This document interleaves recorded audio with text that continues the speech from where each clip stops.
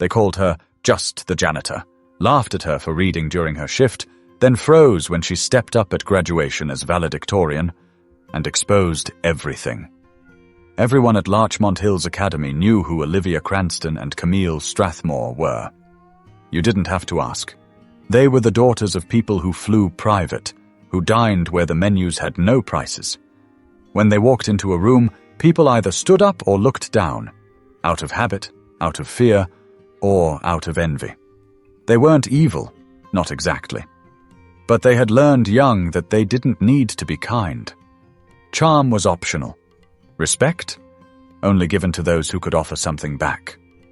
And for someone like Janice Albury, the quiet black woman with soft eyes and calloused hands, there was nothing to be gained. Janice had worked at the school for almost 2 years. Every weekday she arrived before dawn and left long after the last SUV had pulled out of the gated parking lot. She cleaned the floors, polished the trophies in the main hall, and made sure that the restrooms didn't smell like privilege. She rarely spoke unless spoken to, and when she did, it was with a voice as calm as a still pond. But Camille noticed something one day during lunch break. She'd left her phone in the chemistry lab, and rushing back, she caught sight of Janice in an empty classroom, not cleaning, but flipping through a thick biology textbook, lips moving as if reciting something under her breath. Camille leaned against the doorframe and smirked. "Didn't peg you for a science girl," she said. Janice looked up. "Just refreshing some old knowledge." Camille tilted her head. "You're going to teach now too?" Janice smiled. "Not exactly. It started small. Side comments, laughter when Janice walked by. Camille told Olivia, and the two made a game out of it. "Oh, look," Olivia whispered one morning as Janice wheeled her cart past their lunch table. "Einstein with a mop," Camille chuckled. "Probably writing her thesis on floor wax." They laughed a little too loudly. Other students heard. Some laughed along, others just looked away. No one stopped them. Janice kept her head down. She always did. But the students missed the way her eyes lingered on the school crest engraved on the wall. Her gaze not bitter, but calculating. They didn't notice how she listened more than she spoke, or how she always had a notebook in the side pocket of her cart, half filled with observations. There was one person who treated her with warmth. Mr. Del Toro, a literature teacher from Fresno with a soft spot for underdogs. He once caught Janice straightening the copies of To Kill a Mockingbird on a cart outside his classroom. "You know," he said, "most people just stack them and move on." Janice gave a half shrug. "That book deserves better than crooked edges." He grinned. "I say that all the time." He paused. "You've read it?" Janice looked at him. "Twice. First time in high school. Second time when I was old enough to understand what it really meant." He never asked more than that. But from then on, he'd leave a book for her on the bench outside the staff room every other Friday. No note, no questions. Still, the girls didn't stop. One afternoon, Olivia waited until Janice passed by, then muttered, "I bet she sleeps in the janitor's closet. Probably dreams in Clorox." It wasn't just rude, it was cruel. But Janice kept walking. And that bothered Olivia more than anything. She expected shame, or anger, or at least a flinch. But Janice's silence felt like a mirror they couldn't avoid. And that made her dangerous. The school's lights dimmed around 8 p.m. most nights, but a few always stayed on, just enough to cast long shadows across the marble corridors. That's when Janice came alive in a different way. With the classrooms quiet and the noise of teenage self-importance gone, she'd roll her cart into the supply closet, change into a fresh shirt, and carry her notebook to room 114. Room 114 wasn't assigned to any particular class anymore. It had a flickering light and one desk leg shorter than the rest. Most teachers avoided it, but Janice had claimed it. The door didn't lock, which was fine. She didn't need privacy. She just needed space. She'd pull out her laptop, a 6-year-old Dell missing the N key, and log into her coursework. She was 6 credits away from completing a degree in educational leadership through an accelerated adult program offered by the same university that operated Larchmont Hills Academy. A quiet little clause buried deep in the staff handbook granted full scholarships to employees who worked at least 30 hours a week. Most never noticed it. Janice did. It wasn't about ambition anymore. It was about finishing something that had been interrupted years ago. Back when she had a child, a husband, a stable job in Maryland, and then lost all three in the space of 18 months. Life has a way of knocking the wind out of you before you realize you'd been holding your breath. But she never complained. Not to anyone. That wasn't how she was raised. Sometimes, late at night, she'd get a text from her sister in Detroit. "You sleeping? Or still playing superhero?" Janice would reply with a photo of her textbook and a line. "Chapter 6 is kicking my behind." Her sister always sent a laughing emoji, followed by, "You're still the smartest person I know. Don't let those stuck-up girls get to you." She never told her sister just how bad it had gotten. She didn't mention the time Camille accidentally knocked over the bucket of dirty water and smirked as Janice knelt to clean it. Or the time Olivia whispered to a group of parents on tour that the school loved to hire charity cases. Still, Janice kept showing up. Always 5 minutes early. Always with her cart clean, her uniform pressed. She was patient, but she wasn't naive. She understood the culture of the school better than the girls ever could. Behind the polished wood panels and curated diversity brochures, there was rot. Not everyone, of course, but enough to stain the air. Janice didn't need to fix it. She just needed to watch, listen, and report. Because what the students didn't know, what not even the staff knew, was that Janice had been recruited for more than just mopping floors. 2 years ago, after an internal report surfaced accusing the Academy of ignoring racial and economic discrimination, the Board of Trustees agreed to a radical idea. Plant someone inside, quietly. Someone who wouldn't raise suspicions. Someone who could see everything. Janice had been working part-time at a community college in Oakland when she got the call. They offered her a job. No title, no special treatment, just an ID badge, a mop, and a mission.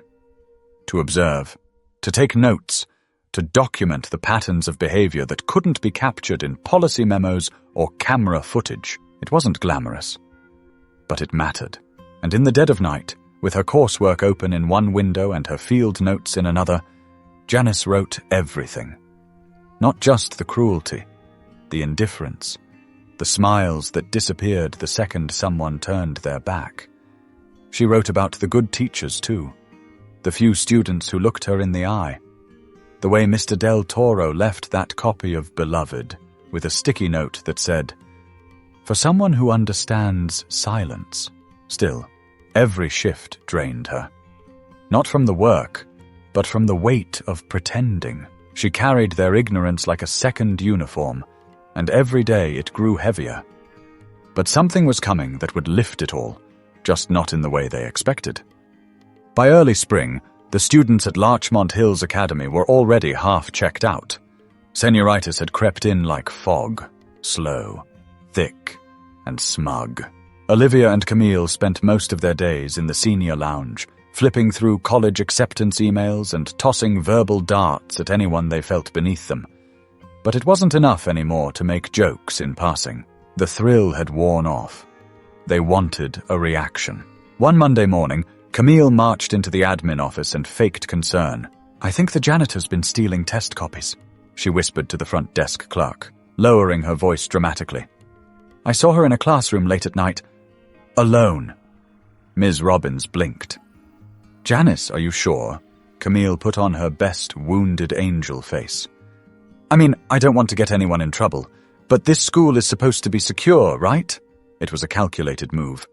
If anything came of it, great. If not, the seed of doubt had been planted. That afternoon, Janice was called into the operations office. No accusation, just routine questions. She sat calmly as the facilities manager glanced at his clipboard, clearly uncomfortable. "We just wanted to ask if you've been spending time in unused classrooms during your shift." "I clean every classroom I'm assigned," Janice answered plainly. Yes, but do you stay longer? For any reason? She held his gaze. I finish my work. Sometimes I take a break. Same as anyone else. He nodded and scribbled something. Okay, that's all. Janice stood up. If there's a concern about my performance, I'd appreciate a direct conversation. The man's ears turned pink. No concern. Just, protocol. It was a weak lie, and they both knew it. Outside the office, Janice found Camille leaning against the wall, pretending to scroll her phone. The smile she gave wasn't friendly. Everything all right, Miss Albury? She asked, voice sugary. Janice didn't blink. Better than you'd think. Camille's expression wavered for half a second before snapping back into its usual smirk. But this wasn't just a game anymore. Camille and Olivia had grown up watching people get away with things. That made them bold and reckless.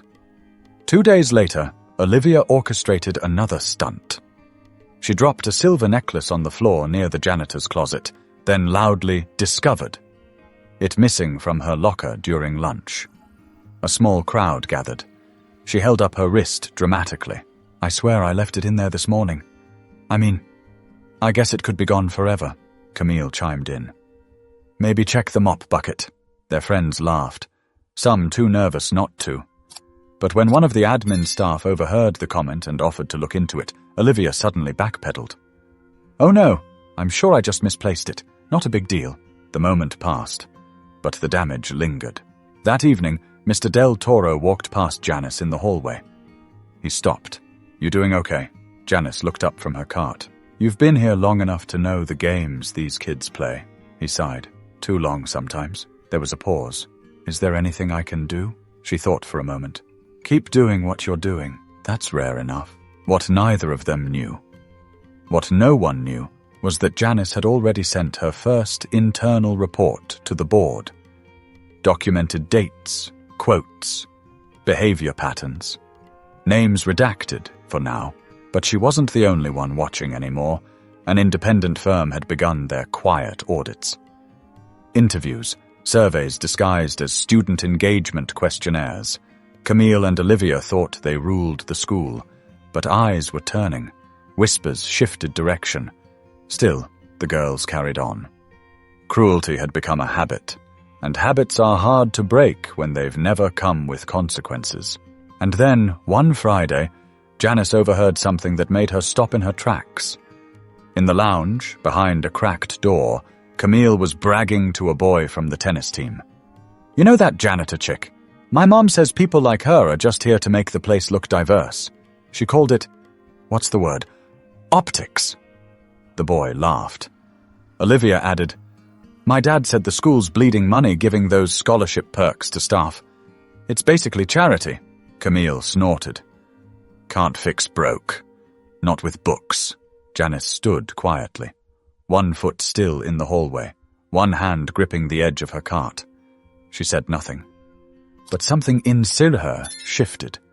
She had been patient long enough, but now she had everything she needed, and it was almost time to show them. Before she was sweeping floors under fluorescent lights, Janice Albury had been someone else entirely. 12 years ago, she was Janice Simmons, a director of curriculum development for a public school district in Maryland. She had a corner office, 3 staff members under her, and a plaque on her wall from the state superintendent. Married. A mother. Life back then had structure and warmth. Then came the accident. Her husband's car was struck by a delivery truck on I-83 during a snowstorm. He didn't make it. Her daughter, Kira, 6 years old, survived. Barely. 2 months in a hospital bed, followed by a year of surgeries and rehab.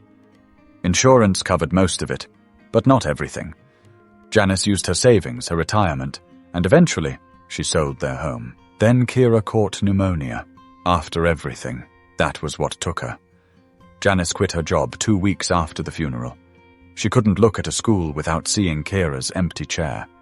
Couldn't bear the sound of children laughing in hallways without remembering hers would never come back. She drifted. Worked odd jobs.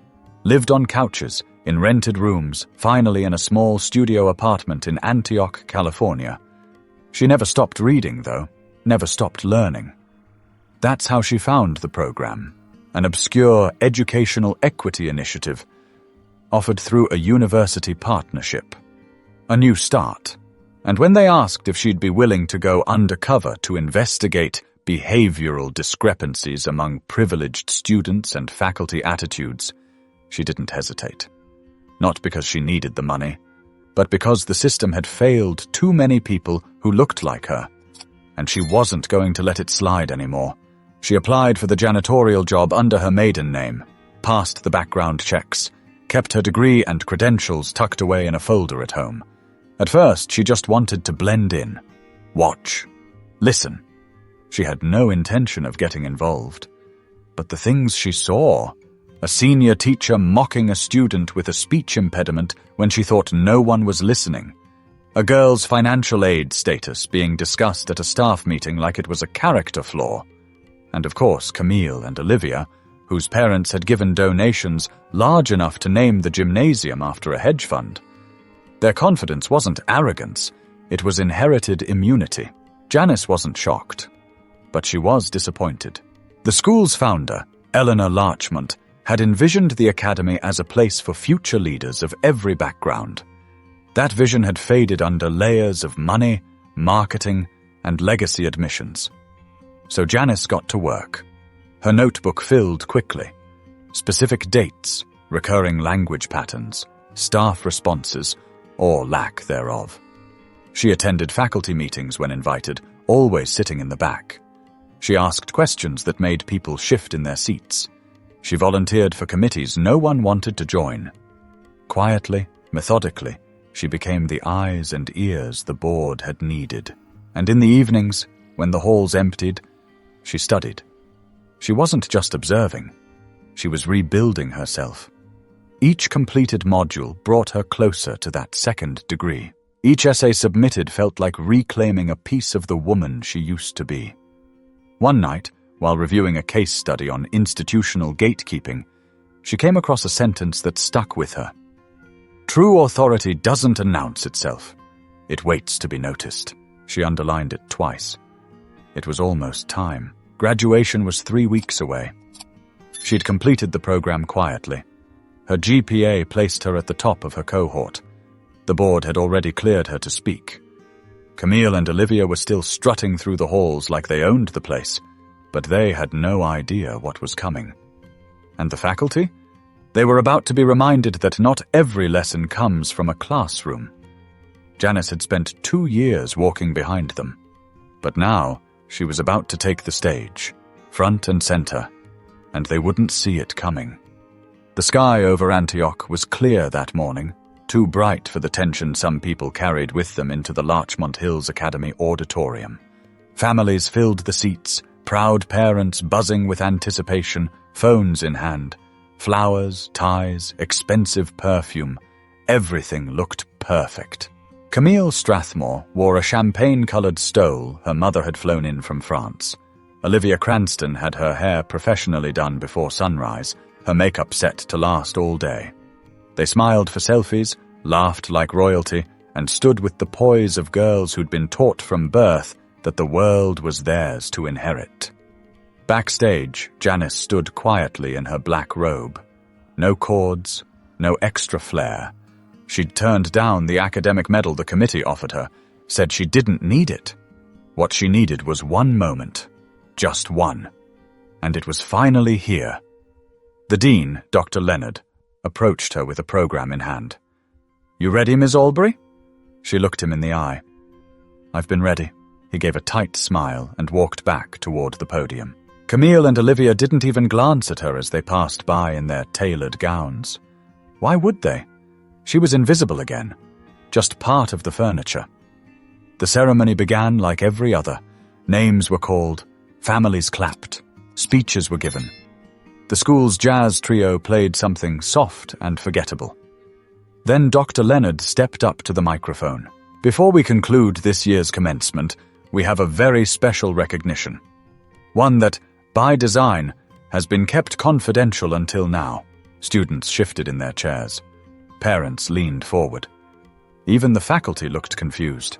This year, the Board of Trustees approved a confidential academic pilot program designed to allow working staff at our institution to pursue higher education under complete anonymity.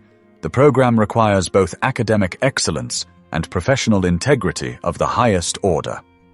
Camille looked at Olivia. Olivia frowned. Whispers rose behind them. Dr. Leonard continued, "We are proud to announce that the highest academic honor this year belongs not to a student you may have studied beside, but to someone many of you passed by without a second thought." He paused, then said clearly, "Please welcome Janice Albury, this year's valedictorian." Silent. Then, like a glass dropped in a quiet room, the shock broke. Heads turned, mouths opened.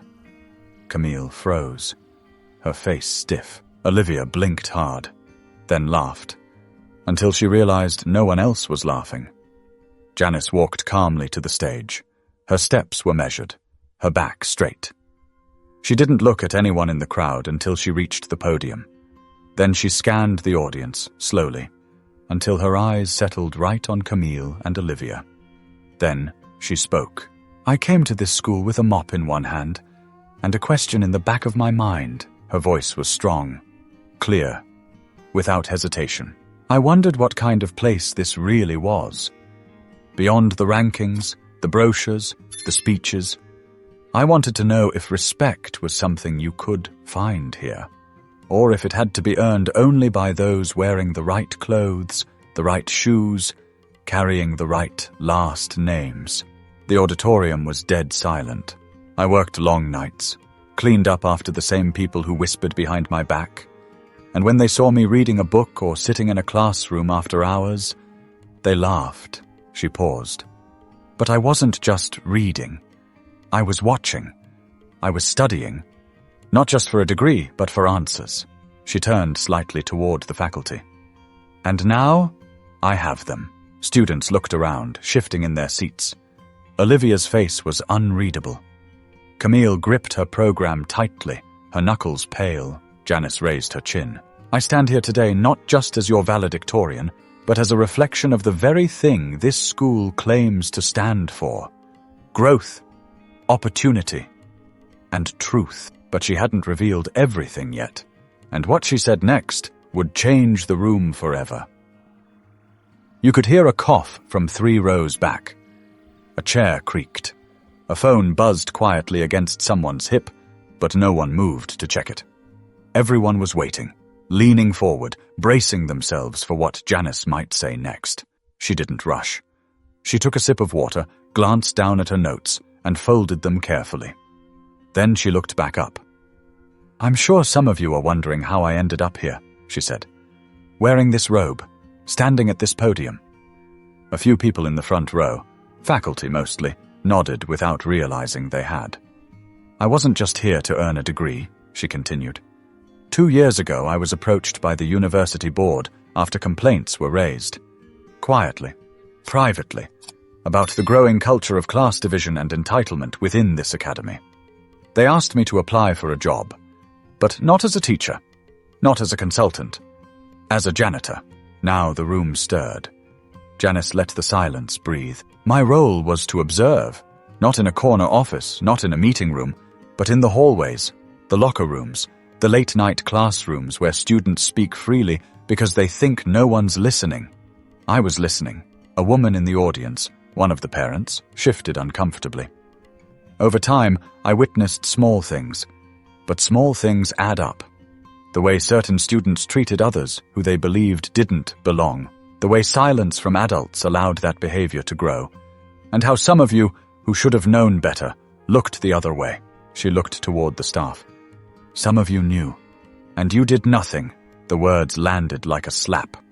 Camille's mouth had gone dry.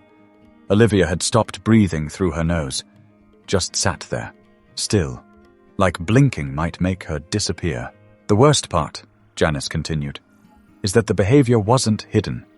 It was public, casual, normalized, and most of the time it was rewarded, with laughter, with attention, with popularity." She took a breath. "I'm not here to shame you. I'm here to remind you. Her voice softened slightly.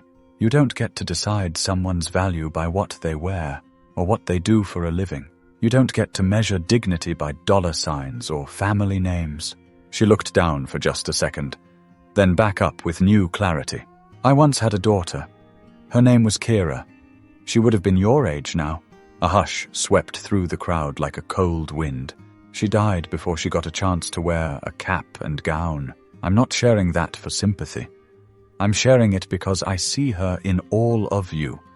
I see who she could have become. And I wonder, if she had been here, would she have been mocked too? No one dared answer. Maybe, maybe not.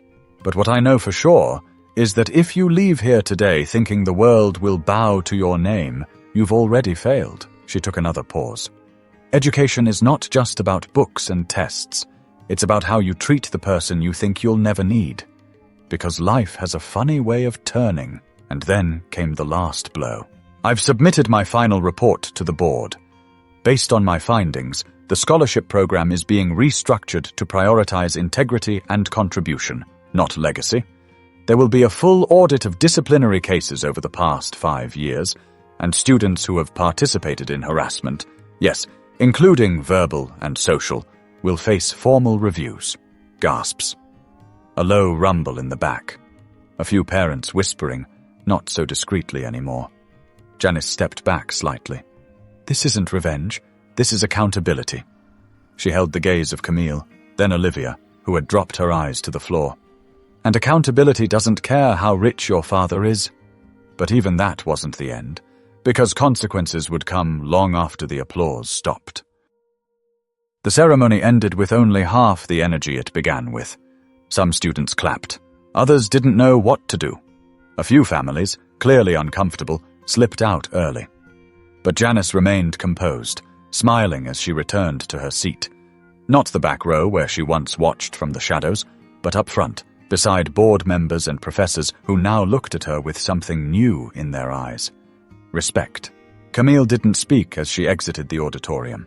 Her father was already waiting near the car, tight-lipped, barely meeting her eyes. Olivia's mother, arms crossed, stood by the valet in stunned silence. There were no congratulations, no flowers, just silence. Inside, a small crowd had formed around Janice. Teachers who had never said more than a polite hello were now shaking her hand. Mr. Del Toro stood at a respectful distance, waiting for the right moment. You didn't just speak, he said when they finally talked. You changed the entire atmosphere. Janice looked at him and smiled softly. The air needed changing. Outside on the lawn, some of the younger students buzzed with admiration. One girl in a red dress whispered to her friend, I didn't even know she was in school. Her friend replied, I didn't even know she could speak like that. People were starting to realize what they had overlooked. What they had chosen not to see. Later that evening, Janice sat in her apartment with a plastic container of leftover chicken salad and the commencement program folded on the table beside her. Her phone buzzed. It was an email from the board's director. Subject: Thank you. Message: Your final report is being reviewed. Policy meetings begin next week. Your courage will shape the future of this school. She set the phone down and exhaled. Not relief, not pride, just a quiet, grounded sense of purpose. The kind that didn't need clapping or awards. Meanwhile, word about the graduation speech traveled fast. An online clip, posted by a teacher's assistant, was already circulating among parents and alumni. The title was simple: Janitor or Genius? Larchmont's graduation shocker. And as for Camille and Olivia, Camille was summoned for a disciplinary review. Her parents had little choice but to comply. Her planned summer internship at her father's firm was quietly withdrawn. The rumor was that she'd be asked to complete community service hours before receiving her diploma officially. Olivia's parents pushed back. Threatened legal action. Demanded apologies. But when the school released excerpts from Janice's documentation, including witness testimonies and pattern logs, they backed off. Olivia was allowed to graduate but stripped of her honors distinctions. Neither girl spoke publicly about it, but those who knew them said something had shifted. The jokes stopped. The whispers too. The next fall, Janice was offered a new position, Director of Equity and Inclusion Initiatives for the school's entire district. She accepted. On her last day walking the halls with her cart, she left a sticky note on the supply closet door. Respect isn't owed, it's revealed. Clean floors, clear eyes. J.A. And just like that, she left the mop behind. She walked out of Larchmont Hills in a navy blazer with a satchel over her shoulder. Not because she needed to prove she'd risen above her job, but because she no longer needed to stay hidden. A week later, she returned, not in uniform, but as a guest speaker for the new staff orientation. She stood at the podium once again, this time addressing teachers, new hires, and assistants. "Your job title doesn't determine your influence," she said. "How you treat people when no one's looking does." Her voice, again, reached the back of the room, and this time, everyone was listening. Because they finally understood. Respect isn't about how loud you are. It's about how deeply you're heard. If this story moved you, if it made you think twice about the way we treat people we think we'll never need, subscribe to the channel. Share this story. Talk about it. We need more voices like Janice's in the world. And sometimes we need reminders that the quietest person in the room might be the one who teaches us the biggest lesson.